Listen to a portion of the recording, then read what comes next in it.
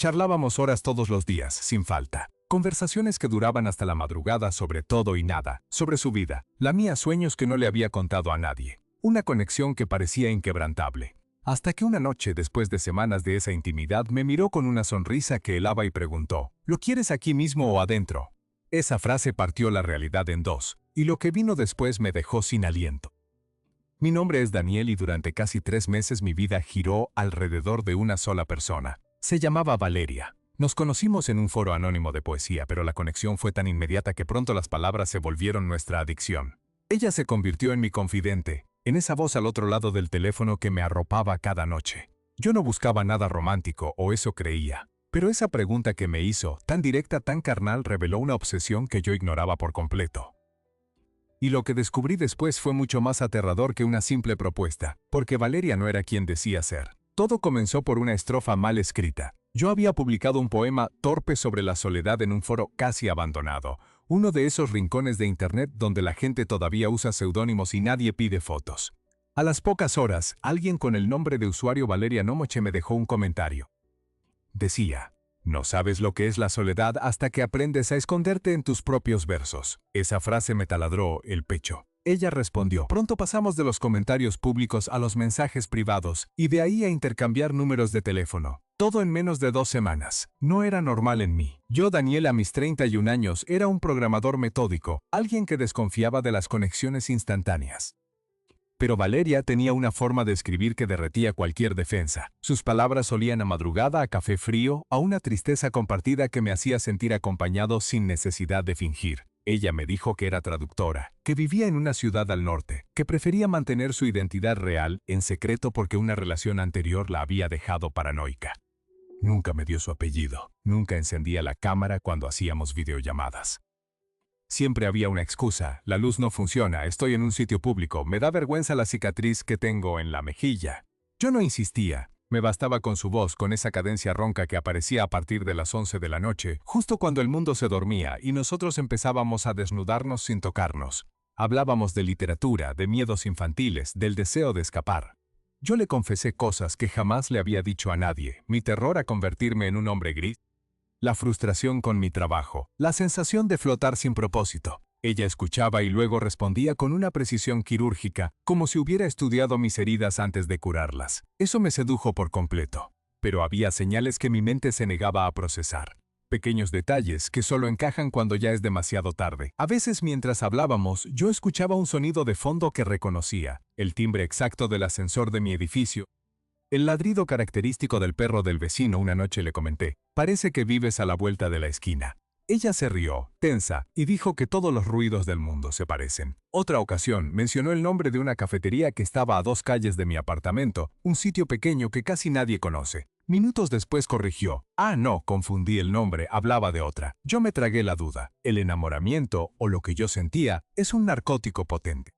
Anula el instinto de supervivencia. Con cada semana que pasaba, las conversaciones se volvían más íntimas y peligrosas. Ya no hablábamos solo de poesía. Ella empezó a deslizar preguntas sobre mis relaciones pasadas, sobre qué me excitaba, sobre mis fantasías más oscuras. Yo lo contaba todo, borracho de confianza. A cambio, ella ofrecía una versión cuidadosamente editada de su vida, un exnovio violento, una infancia de cambios constantes de ciudad, un trabajo que le permitía moverse sin ataduras. Estaba diseñado para inspirar ternura y un deseo de protegerla. Una madrugada, después de que yo le leyera un texto erótico, su voz se transformó.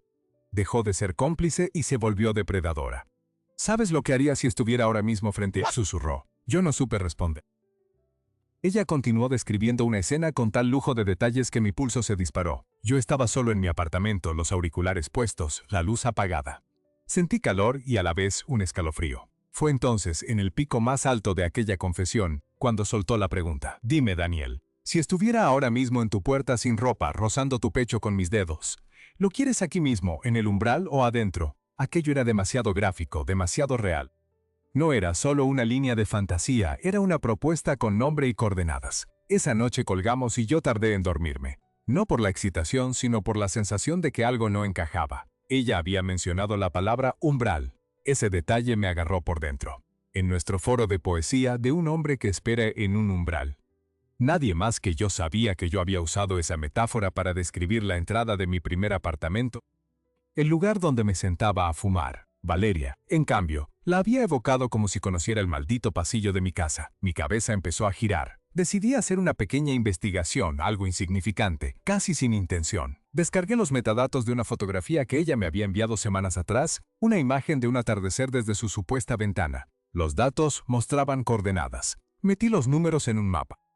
Y el mapa señaló un punto exacto a menos de 300 metros de mi apartamento. En mi calle, en el edificio de al lado. El mareo que sentí no fue miedo, fue una parálisis de incredulidad. ¿Valeria vivía a metros de mí y nunca lo había dicho? Eso implicaba que podía verme al entrar y salir, que probablemente me había observado en vivo mientras me susurraba mentiras al oído. Las coincidencias se convirtieron en pruebas. A la noche siguiente, ella volvió a llamar. Su voz era dulce, pero ahora yo la analizaba con un filtro frío. Anoche te dejé muy callado, dijo. Me encantó. Yo fingí normalidad, le seguí el juego. Mientras ella hablaba, me puse los auriculares y me asomé a la ventana. La calle estaba vacía, pero entonces vi algo. En la ventana del edificio de enfrente, un piso que siempre daba oscuro, ahora había una luz tenue, la silueta de una persona recostada contra el marco, con un teléfono en la mano. Movía los labios al mismo ritmo que mis auriculares. Era un espejo en tiempo real. El corazón me golpeó las costillas y la silueta se sobresaltó. Luego se apagó la luz. Me quedé de pie, paralizado. Quienquiera que fuese Valeria, no era una extraña. Era alguien que había alquilado un piso frente al mío. La mente me devolvió de golpe todas las preguntas que ella me había hecho. Mis miedos, mis rutinas, mi taller de terapia. La doctora con la que llevaba un año tratando de reconstruir mi autoestima. Me senté frente al ordenador y busqué la fotografía del perfil anónimo del foro. Usé un programa de ampliación. La imagen de Valeria se veía borrosa, pero recordé un detalle, el reflejo de sus gafas en la foto original. Lo aislé, lo limpié con un filtro, y lo que vi me heló la sangre. En el reflejo no se veía su rostro, sino la pantalla de un portátil con un email abierto. Se leía claramente la firma. Dra. Elena Vargas. Psicóloga clínica, especialista en trastornos de apego. Mi psicóloga. La mujer que me había guiado durante meses, que me insistía en que confiara en mis instintos, que me animaba a abrirme emocionalmente, era la misma persona que había creado a Valeria para seducirme, espiarme y destrozarme. Me había estado manipulando desde dentro y desde fuera. La pregunta sobre el umbral ya no era una insinuación sexual, era una amenaza en mi propia cara. Y entonces, mi teléfono vibró. Un mensaje nuevo, no era Valeria, era la doctora Vargas, desde su número habitual, como si no hubiese pasado nada. Daniel, mañana te espero en la consulta. Tenemos mucho de qué hablar. Esa noche no dormí. Me quedé sentado en la oscuridad, el teléfono apretado en la mano, mirando la ventana del edificio de enfrente donde la luz tenue se había apagado para siempre. La doctora Elena Vargas, mi psicóloga.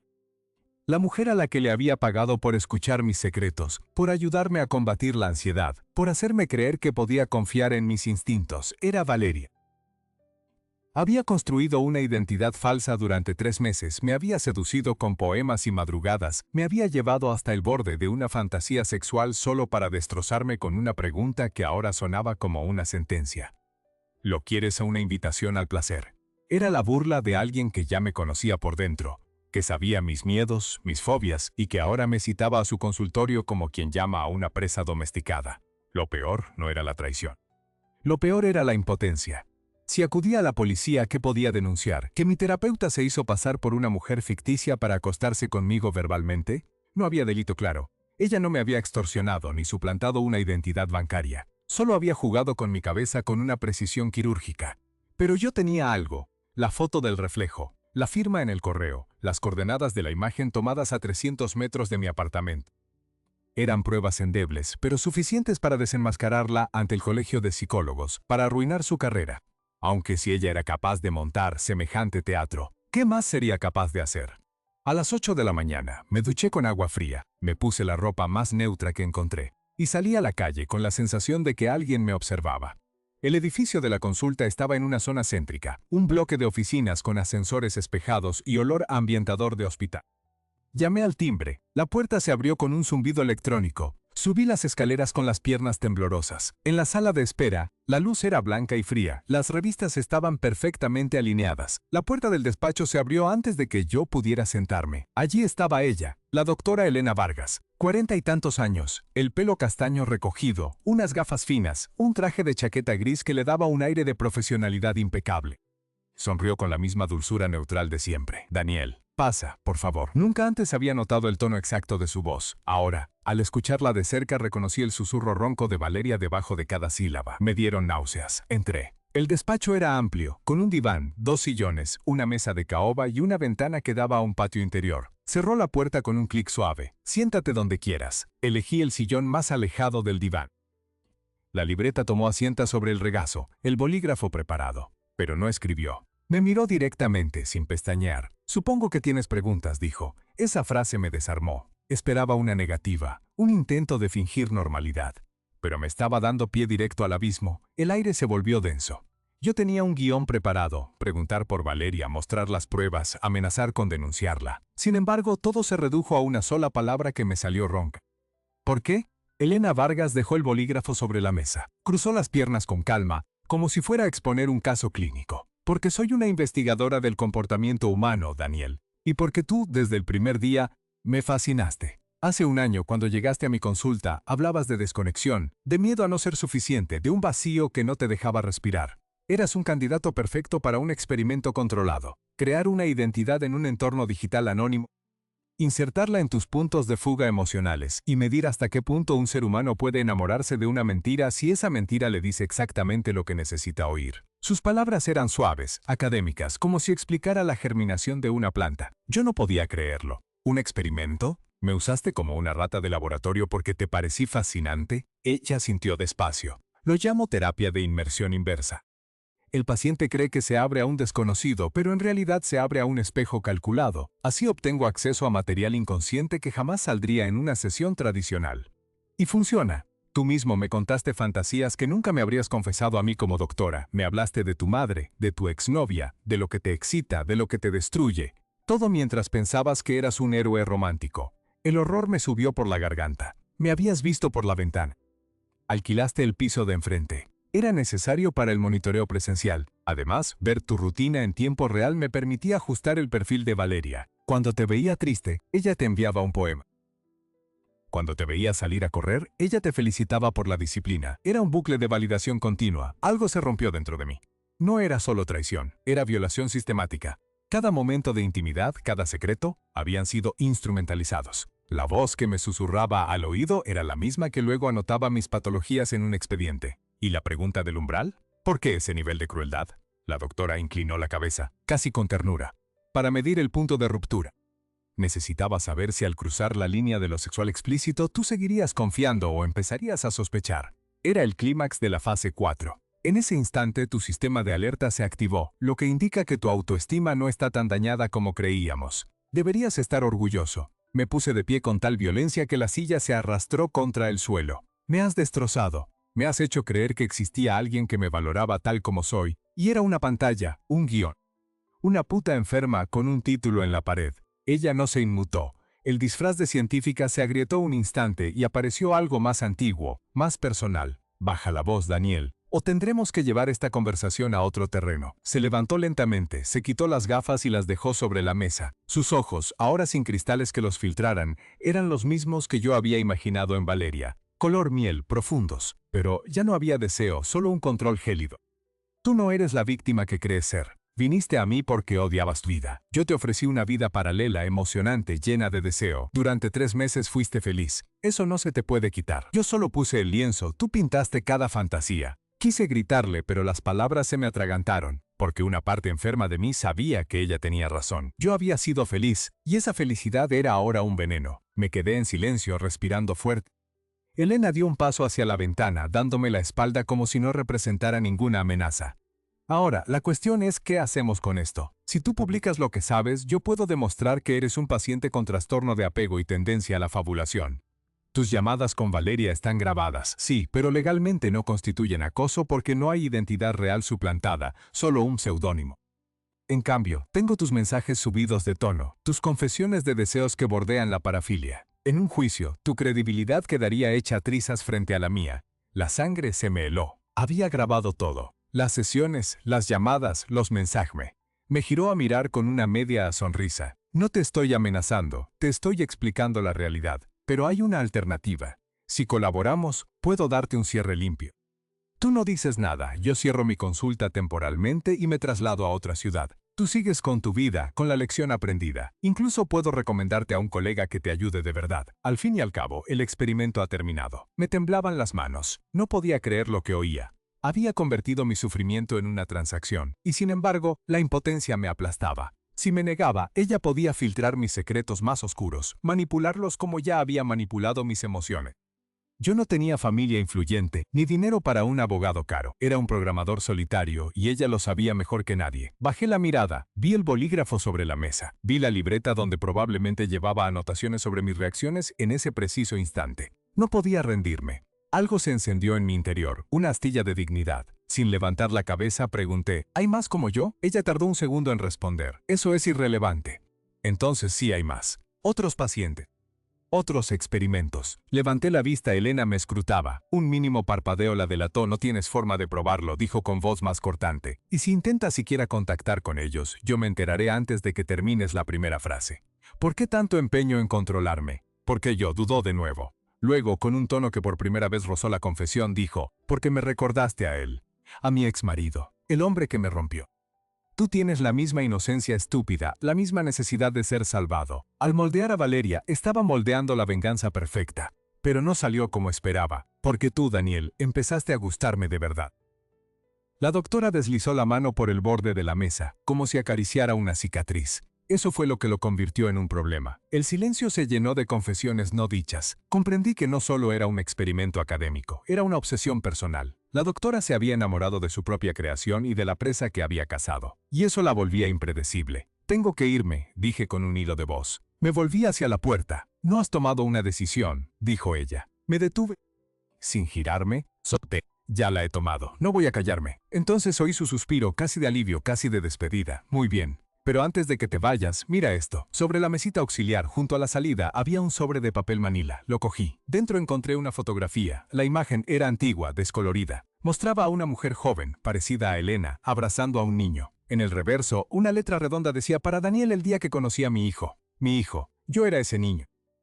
El mundo se partió en dos. La mujer de la foto no era Elena, era alguien que se parecía a ella, alguien cuyo rostro yo conocía de un álbum familiar que había olvidado. Levanté la vista. Elena me miraba ahora con lágrimas en los ojos, pero su sonrisa era la de Valeria, la de la depredadora, la de la madre que me había abandonado al nacer. Bienvenido a casa, Daniel. Siempre supe que volverías. Ahora dime, ¿lo quieres aquí mismo o nos vamos adentro a hablar de por qué te dejé? Las palabras me golpearon como una puerta cerrándose sobre mi propia historia. Siempre supe que volverías. Me quedé con la fotografía en la mano, temblando, incapaz de procesar lo que acababa de oír. La mujer de la imagen, esa que me sostenía de niño con una sonrisa frágil, era el fantasma que había perseguido mis pesadillas durante 3 décadas. Mi madre biológica. Y la doctora Elena Vargas, la misma que me había creado una amante falsa para experimentar con mi mente. Afirmaba ser ella. Levanté la vista del papel y la miré. Ya no era la Tera Valeria, era una completa desconocida con lágrimas en los ojos y una confesión que lo cambiaba todo. No puede ser. Mi madre me abandonó al nacer. No tengo hermanos, no tengo nada de ella. Eso me dijeron siempre. Elena se pasó el dorso de la mano por la mejilla. No te abandoné. Te arrancaron de mis brazos cuando tenías 2 años. Me dijeron que no era apta, que mi historial psiquiátrico me inhabilitaba para criarte, pero esa es la versión oficial. La verdad es mucho más sucia. Acerqué la foto al rostro. La mujer se parecía a Elena, sí, pero había algo distinto. Tal vez la edad, la dureza de la vida. Intenté buscar en mi memoria algún rastro de ese abrazo y solo encontré silencio. Mi pasado siempre fue un terreno baldío. Mis padres adoptivos me contaron que mi madre biológica era una estudiante sin recursos que había decidido darme en adopción voluntaria. Una historia limpia, sin dramas. Pero ahora, esa historia se resquebrajaba. ¿Quieres pruebas? Abrió un cajón de su escritorio y sacó una carpeta gruesa, de las que guardan expedientes clínicos. Dentro había documentos oficiales, partidas de nacimiento, una orden judicial de custodia con sellos de un juzgado de familia y una prueba de ADN con 2 columnas genéticas. En la segunda columna el nombre. Daniel Robles, mi nombre. Me acerqué despacio. Los datos coincidían al 99.9%. La prueba estaba fechada 6 meses atrás, justo cuando yo ya era su paciente. La rabia brotó de nuevo. ¿Hace 6 meses que lo sabes y seguiste jugando conmigo? Mientras me inventabas una novia virtual, ¿ya tenías la certeza de que yo era tu hijo? Elena bajó la cabeza. Me diagnosticaron un cáncer de ovarios hace 1 año. Etapa 3. Los médicos me dieron entre 18 y 24 meses de vida. Cuando supe que me moría, solo pensé en encontrarte. Te busqué durante años, pero tu expediente de adopción estaba sellado. Luego un día, hace un año, entraste a mi consulta con un problema de ansiedad y al leer tu ficha supe quién eras. El sistema sanitario cruzó datos sin querer. Mi primer impulso fue decírtelo de inmediato, pero luego pensé, ¿cómo se lo dices a un hijo que ni siquiera sabe que fuiste despojada de él? ¿Cómo le cuentas que su vida entera fue un montaje? El cáncer. Esa palabra volvió a reconfigurar el tablero. Una enferma terminal buscando redención. Pero su método no era el de una madre desesperada, era el de una verdugo emocional. Me acerqué, apoyé las manos en el escritorio y la miré fijamente. ¿Y lo de Valeria? ¿El experimento? ¿La seducción? ¿Dónde encaja eso en la historia de la madre arrepentida? Su expresión cambió. Dejó de llorar y se puso la máscara de la científica que ya había visto antes. No fue solo un experimento, Daniel. Fue la única forma de saber si eras realmente mi hijo. No me refiero a la sangre. Quería saber si habías heredado mi capacidad de conectar profundamente con las palabras, o si eras como tu padre, un hombre frío y calculador que nunca entendió el amor como otra cosa que no fuera posesión. Y también quería saber si eras capaz de perdonar una mentira si esa mentira te había hecho feliz. La cabeza me daba vueltas. Mi padre biológico. Otro fantasma. ¿Quién es mi padre? Elena apretó los labios. Un juez. El mismo que firmó la orden de custodia que me declaró no apta. Se llama Alberto Montero. Seguro has oído su nombre en las noticias. Un hombre poderoso con aspiraciones políticas. Él se quedó contigo, pero no para criarte. Te entregó a una familia de su círculo con la condición de que nunca supieras la verdad. Para él eras un estorbo, una prueba de su desliz con una paciente psiquiátrica. Prefirió borrarnos a los dos. La historia se volvía cada vez más oscura. Yo, un programador anónimo, era en realidad el hijo bastardo de uno de los jueces más influyentes del país. Mi madre, una psicóloga con un pasado clínico, me había localizado antes de morir en lugar de abrazarme, me había creado un alter ego para seducirme y evaluarme. Y yo, en medio, ya no sabía quién era. Saqué mi teléfono del bolsillo, como si allí pudiera encontrar algo que me anclara a la realidad. ¿Tú tienes pruebas de todo eso? Elena señaló la carpeta. Ahí está todo. La prueba de ADN, el acta del juicio donde me declararon incapaz, los informes psiquiátricos falsos que presentó Montero. También hay 3 cartas que envié a servicios sociales durante años y que nunca fueron respondidas. Estaban todas interceptadas. Hace 2 meses, contraté a un detective privado que confirmó que mi expediente fue adulterado. Montero movió hilos para que yo no pudiera acercarme jamás a ti. Mis dedos rozaron los documentos. Sentí el papel áspero, las firmas ilegibles, los sellos oficiales. Aquello no era una fabulación. Era una maquinaria burocrática diseñada para separar a una madre de su hijo. Y sin embargo, la mujer que me lo contaba no era una víctima impotente, era una manipuladora brillante. Si todo esto es verdad, ¿por qué no me lo dijiste en la primera sesión? ¿Por qué montar este teatro cruel? Elena se levantó y fue hacia la ventana. Porque si te contaba la verdad de golpe, me rechazarías. Pensarías que era una loca, llamarías a la policía o peor aún, hablarías con tu familia adoptiva y ellos alertarían a Montero. Él no puede saber que te encontré hasta que yo esté lista para presentar una demanda de impugnación de paternidad y reparación histórica. Y para eso, necesitaba que confiaras en mí sin reservas. Necesitaba que me quisieras. La única manera de lograrlo en tan poco tiempo era creando a Valeria, una mujer que te hiciera sentir pleno. Una vez que me quisieras bajo esa identidad, el golpe final sería menos devastador. Y funcionó. Estás aquí. Me estás escuchando. La desfachatez de su lógica me dejó sin palabras. Ella había medido cada paso como una partida de ajedrez, sacrificando piezas emocionales para ganar al final. Y lo más terrible era que yo sí la había querido. A Valeria. Le había entregado mis secretos, mis miedos, mi deseo. De algún modo retorcido, una parte de mí todavía no la odiaba por completo, pero necesito tiempo para asimilar esto. No puedes pedirme que te perdone en un minuto después de lo que has hecho. Elena asintió. Volvió a la mesa y tomó una llave USB plateada que estaba junto al ordenador. Aquí tienes copia de todo, los documentos del juzgado, la prueba de ADN, las cartas, los informes. También he incluido las grabaciones de todas nuestras sesiones, incluidas las de Valeria. Puedes escucharlas cuando quieras y comprobar que nunca te mentí en lo esencial. Soy tu madre y te quiero. Que el método fuera cuestionable no anula el cariño. Era lo único que podía ofrecer. Alargué la mano, pero antes de coger la memoria USB dudé. ¿Por qué me das esto? ¿Qué quieres a cambio? Elena me miró a los ojos con una intensidad que ya no era profesional ni seductora, sino profundamente cansada.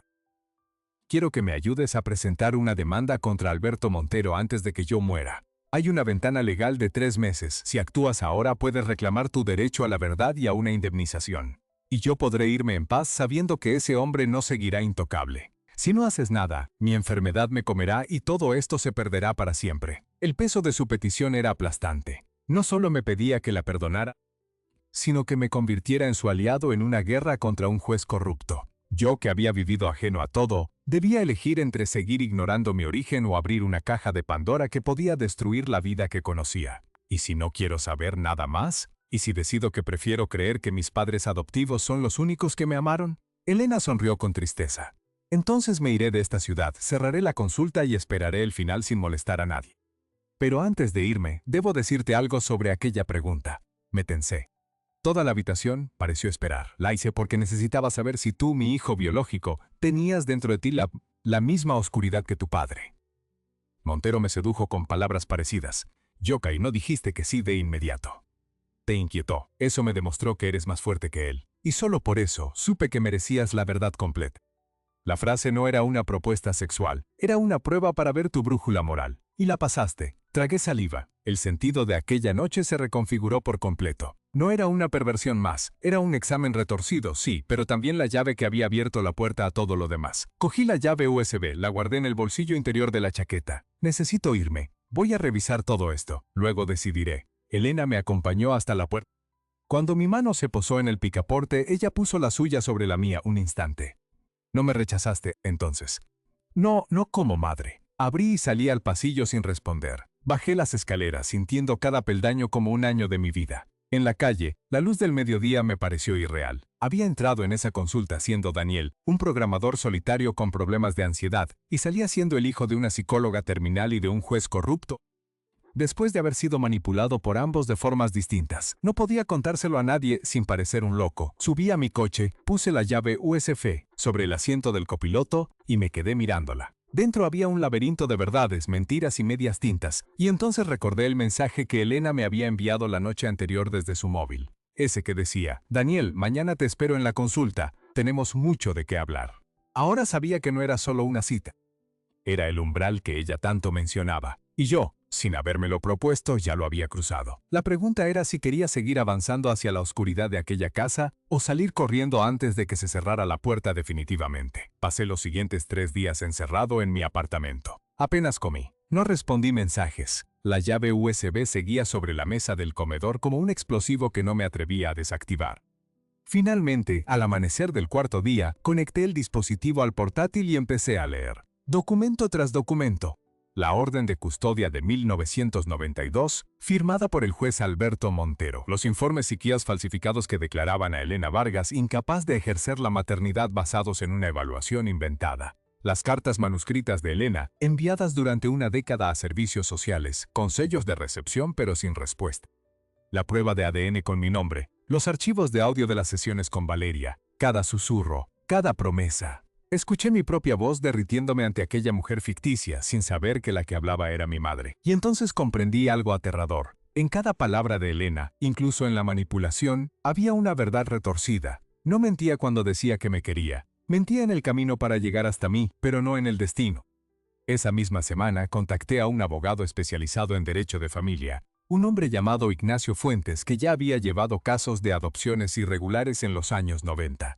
Le entregué copias de los documentos y la grabación de mi última conversación con Elena. Al revisarlos, Ignacio se quedó pálido. Esto no es solo una demanda de impugnación de paternidad, Daniel. Esto es corrupción judicial sistémica. Montero usó su cargo para robar a un menor y encubrirlo durante 30 años. Si esto sale a la luz, se le pueden imputar delitos de prevaricación, falsedad documental y sustracción de menores. Pero había un problema, el tiempo. Elena estaba cada día más débil. El cáncer avanzaba rápido y necesitábamos que declarara ante un juez instructor antes de que fuera tarde. Concertamos una cita en un hospital donde ella estaba recibiendo cuidados paliativos. Fui a verla una tarde lluviosa, con Ignacio a mi lado. Al entrar en la habitación encontré a Elena conectada a una máquina de suero, la piel amarillenta, el pelo ralo, pero sus ojos aún conservaban esa inteligencia depredadora.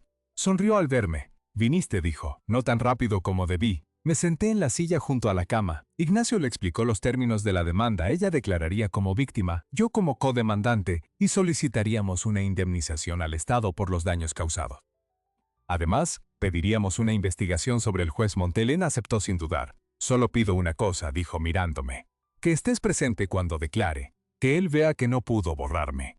2 semanas después, en una sala del juzgado con las cortinas cerradas y el aire denso, Elena prestó declaración. Sentado en la primera fila, la vi relatar con una precisión escalofriante cómo conoció a Alberto Montero en una conferencia de psiquiatría forense en 1989. Como él, entonces un fiscal ambicioso, la cortejó intensamente, la embarazó y luego, cuando ella empezó a mostrar síntomas de un trastorno bipolar, decidió deshacerse de ambos. Inventó un diagnóstico de esquizofrenia paranoide, falsificó firmas de colegas y consiguió que un juez amigo suyo firmara la custodia para él. Elena jamás volvió a ver a su hijo. La sala estaba en silencio absoluto. Mientras ella hablaba, yo sentía cada palabra como un latigazo en la piel. Aquella mujer, que había jugado con mi cabeza de formas imperdonables, era también la única persona que había luchado 3 décadas por mí. El juez Montero, al verse acorralado por la filtración de los documentos a la prensa, intentó desacreditar la declaración llamándonos a ambos desequilibrados mentales. Pero era tarde. 4 periódicos publicaron extractos del sumario. Las redes sociales se incendiaron. En cuestión de semanas, el Consejo General del Poder Judicial abrió un expediente disciplinario. Montero fue suspendido de sus funciones y una investigación penal por prevaricación y falsedad documental se puso en marcha.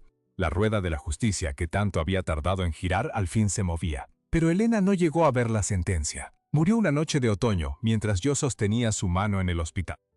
En su última mirada no vi a la científica manipuladora ni a la amante virtual, sino a una madre que cometió errores monstruosos, sí, pero que había entregado su vida entera a reparar una herida que ella no había causado sino padecido. Antes de cerrar los ojos, susurró algo que me heló. En el cajón de mi mesa hay otra cosa. Mírala cuando todo termine. El funeral fue íntimo, sin familiares ni amigos. Solo yo y el abogado Ignacio. Después, fui a la consulta vacía de ella mencionó. Allí encontré un sobre amarillo con mi nombre. En su interior, una fotografía antigua y un diario manuscrito. La foto era de una casa pequeña en las afueras, con un jardín descuidado y un columpio roto. Al dorso, una letra redonda decía: la última casa donde fuimos felices. El diario era de Elena, fechado en 1993, un año después de mi desaparición. En sus páginas, escrito con pulso tembloroso, ella describía cómo había localizado esa casa, la última donde logró alquilarme con ella antes de que los servicios sociales me arrebataran definitivamente. Había seguido la pista de mis padres adoptivos, pero Montero había sellado la información. La casa estaba abandonada. Elena había ido allí cada año en la fecha de mi cumpleaños sin falta durante 25 años. Dejaba un juguete en la puerta, una carta que nunca enviaba. En la última página, un dibujo infantil, un niño frente a una puerta con la leyenda: ¿lo quieres aquí o adentro? Esa frase no la inventó para seducirme. Era la frase que yo, con apenas 2 años, le decía cada noche antes de dormir, según constaba en un viejo álbum de recuerdos que guardaba. La había rescatado de su memoria como la única conexión real que nos quedaba. Comprendí entonces el sentido completo de aquella pregunta macabra. No era un experimento, no era solo un examen moral. Era una súplica disfrazada de juego. Elena, a través de Valeria, había tratado de reconstruir el único diálogo auténtico que tuvimos antes de ser separados. Una forma de decirme, sin decirlo directamente: sé quién eres, hijo, y nunca te olvidé. Lo que ella no supo medir fue el daño que esa puesta en escena podía infligir. Ni supo que yo, al descubrir la verdad, tendría que elegir entre odiarla o perdonarla. La sorpresa final no era su pasado, sino que el amor más oscuro también puede ser el más irremediable. El juicio contra Montero siguió adelante sin el testimonio de Elena, pero los documentos y mis declaraciones fueron suficientes. Un año después, el Tribunal Supremo confirmó la inhabilitación del exjuez y ordenó indemnizarme con una suma simbólica por los daños morales. Pero lo más importante llegó en una sentencia paralela. El Estado reconoció oficialmente que la custodia fue fraudulenta y mi adopción quedó anulada retroactivamente. A efectos legales, yo era hijo de Elena Vargas. Nadie podía borrarla ya de mi historia. Decidí vender el apartamento donde vivía y mudarme al norte, lejos de la ciudad y de los fantasmas. Antes de irme, fui una última vez a la consulta de Elena, ahora vacía y con un cartel de "se alquila" en la ventana. Subí las escaleras, entré con la llave que había guardado y me quedé en medio del despacho a oscuras. Saqué mi teléfono y reproduje uno de los audios de Valeria. La voz ronca, la misma cadencia diciendo: ¿sabes lo que haría si estuviera ahora mismo frente a ti? Esta vez no sentí calor ni miedo, solo una tristeza limpia. Había querido a Valeria y también había querido a la mujer que se escondía tras ella. Pero sobre todo, había sobrevivido a ambas. Cuando por fin salí del edificio, me detuve en el umbral de la puerta principal, miré la calle mojada por la lluvia, el tráfico lejano, el portal de enfrente donde aquella luz tenue se había apagado para siempre, Y en ese instante, con el corazón extrañamente ligero, respondí en voz alta la pregunta que tanto daño había hecho y que a la vez me había devuelto la verdad. Adentro. Siempre adentro. Porque después de todo, la única forma de sanar es entrar sin miedo al lugar donde más te hirieron. Esa noche, antes de tomar la carretera, envié un último mensaje al número que alguna vez fue Valeria, aunque sabía que nadie contestaría. Solo escribí: gracias, mamá. Ahora entiendo. Y entonces, mientras el teléfono quedaba en silencio y el motor del coche ronroneaba en la oscuridad, entendí que el verdadero final no es cuando la historia termina, sino cuando dejas de huir de ella. ¿Qué habrías hecho tú si descubres que la persona que te puló era, al mismo tiempo, la única que te amó sin condiciones? ¿Puede el amor nacer del engaño más cruel? ¿O eso ya no es amor, sino otra forma de control? Cuéntame tu historia en los comentarios. Y si esta historia te removió algo por dentro, deja tu like, suscríbete, y nos vemos en el próximo. La historia de Daniel no es solo un caso extremo de manipulación. Es un espejo incómodo sobre los límites del amor, la identidad y el perdón. ¿Cuántos de nosotros hemos construido vínculos sobre versiones editadas de nosotros mismos? ¿Cuántos hemos amado a alguien que no era quien decía ser, o hemos sido amados por una máscara que nosotros mismos pusimos? La diferencia es que, en la mayoría de los casos, la mentira es pequeña, piadosa, casi invisible. En este relato, la mentira medía 3 metros de alto y llevaba bata blanca, pero en el fondo respondía a la misma necesidad humana: ser aceptados sin condiciones, aunque para ello tengamos que inventar una realidad paralela. La doctora Elena Vargas cruzó todas las líneas éticas imaginables, pero dejó al descubierto una verdad incómoda. A veces, quien más daño nos hace es también quien más desesperadamente nos necesita. La pregunta que le hizo a su hijo disfrazada de seducción era en realidad un código de acceso a una memoria sepultada. Cuando ella preguntó: ¿lo quieres aquí mismo o adentro?, no hablaba solo de un encuentro físico. Hablaba de su propio trauma, de un niño al que una vez arroparon y luego arrebataron, de un umbral que nunca se atrevió a cruzar sin permiso. Y Daniel, al final, eligió adentrarse en la casa del dolor, no para quedarse atrapado, sino para cerrar la puerta desde dentro y salir por la otra salida. Esa es la diferencia entre la víctima y el superviviente. La víctima se queda en el umbral, temblando. El superviviente entra, ilumina las sombras y luego decide libremente si quedarse o marcharse. Hay una línea muy fina entre el amor y el control, entre la protección y la posesión. Lo que Elena llamó terapia de inmersión inversa no era otra cosa que la versión científica de un chantaje emocional, y sin embargo, en su defensa, ella también fue víctima de un sistema diseñado para silenciar a los débiles. El verdadero villano de esta historia no es una sola persona, sino un engranaje que permitió que un juez borrara a una madre y robara una infancia durante 30 años. Daniel pudo haberse quedado con el odio fácil hacia Elena, era lo más cómodo. Pero eligió mirar detrás del monstruo y encontrar a la mujer rota que le susurraba poemas por las noches. Eso no exculpa sus actos, pero sí nos obliga a preguntarnos si el perdón puede coexistir con la condena. Si hoy te encuentras en una situación donde alguien ha distorsionado tu realidad, donde sientes que te han manipulado para querer a una versión irreal de alguien, recuerda esto: el dolor que sientes es legítimo, pero tu capacidad para procesarlo define quién eres. No estás obligado a aceptar lo inaceptable, pero a veces desenmascarar la mentira te da la oportunidad de reconstruirte sobre cimientos más sólidos. Y eso es exactamente lo que hizo Daniel. Tomó las piezas rotas de su historia y escribió un final distinto. Me despido con la misma pregunta que abrió este abismo y que ahora cierra el círculo. Si la verdad te espera al otro lado del umbral, aunque venga envuelta en engaños, ¿te atreves a entrar? Tu respuesta no está en este video. Está en lo que harás la próxima vez que alguien te ofrezca una llave a un cuarto que no sabías que existía. Gracias por acompañarme hasta el final. Si esta historia te ha hecho reflexionar, regálame un like, suscríbete y compártela con alguien que necesite escucharla. Nos vemos en el próximo.